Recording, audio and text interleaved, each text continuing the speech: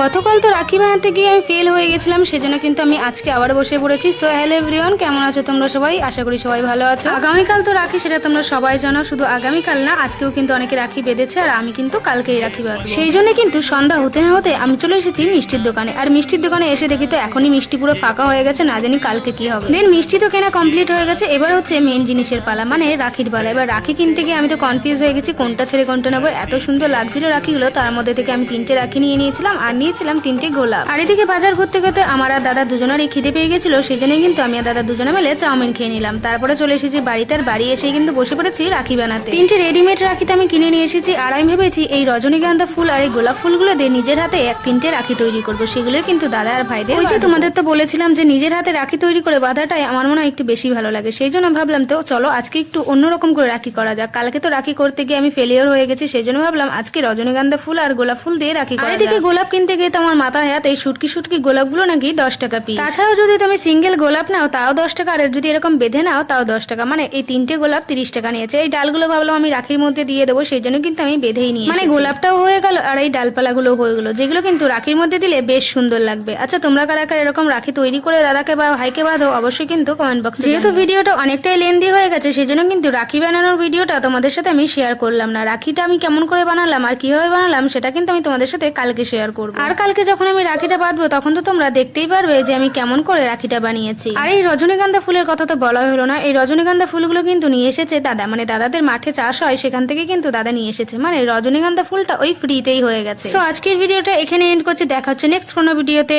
Tata, bye bye.